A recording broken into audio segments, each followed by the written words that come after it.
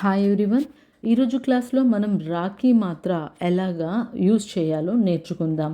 అయితే ఏ వర్ణకి ఎలా రాఖీ మాత్ర రాయాలి అనేది ఫస్ట్ మనకు వచ్చే డౌట్.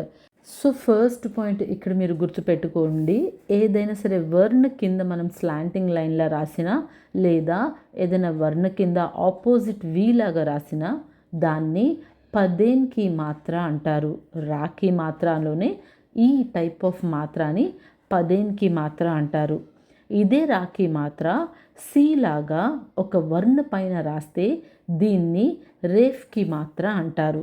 అసలు ఈ పదేన్కి మాత్ర అంటే ఏంటి, రేఫ్కి మాత్ర అంటే ఏంటో చూద్దాం.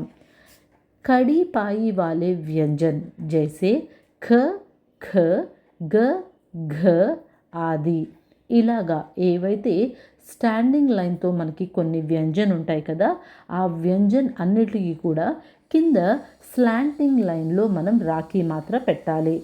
పదేన్కి మాత్ర వర్ణకే నీచే లగాయా జాతా హే. సో ఎప్పుడూ కూడా స్లాంట్ లైన్ లాగా పెట్టాలన్నా ఆపోజిట్ వి లాగా రాయాలన్నా రాఖీ మాత్ర అది ఎప్పుడు వర్ణకి కిందే ఉంటుంది. ఫర్ ఎగ్జాంపుల్ క్రమ్. క్రమ్ అనే శబ్ద చూడండి, క ప్లస్ ర ప్లస్ మా, క్రమ్. సో ఇక్కడ క్రమ్, ఖ సౌండ్ కింద రాఖీ మాత్ర వస్తుంది. అలాగే డ్రమ్, డ, ఇది సర్క్యులర్గా ఉంది, దీనికి ఆపోజిట్ వి మనం రాఖీ మాత్ర పెడతాం.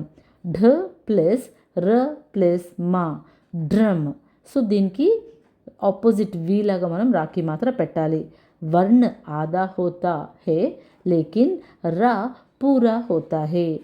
మీరు ఇక్కడ శబ్ద ఎగ్జాంపుల్ తీసుకోండి, క్రమ్, డ్రమ్.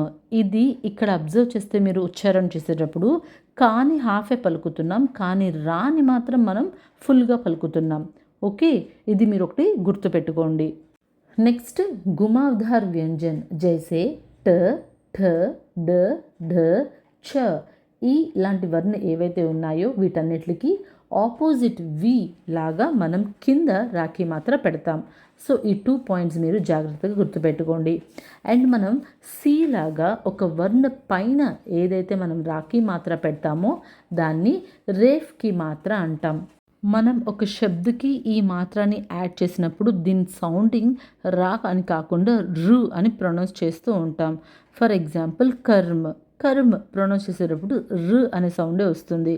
గర్మీ, గర్మీ, ర, గర్మీ అనే సౌండ్ చేస్తున్నా సరే మనకి రు అనే సౌండ్ వస్తుంది. ఇక్కడ మనం గుర్తుపెట్టుకోవాల్సిన ఇంకో విషయం ఏంటంటే రేఫ్కి మాత్ర ఎప్పుడూ కూడా స్వర్ వర్ణ ఏదైతే ఉంటుందో వాటిలతో రాదు, దాని తర్వాత వస్తుంది. ఫర్ ఎగ్జాంపుల్ ఈ గర్మీలో చూడండి, గ మకి ఈకి మాత్ర ఉంది, ఈకి మాత్ర తర్వాత రా రేఫ్కి మాత్ర మనం యాడ్ చేసాం. సో ఇది కూడా మనం నోటబుల్గా గుర్తుపెట్టుకోవాలి. అండ్ ఇంకొక పాయింట్ ఏంటి అంటే రాకే సాత్ ఊ యా ఊకి మాత్ర.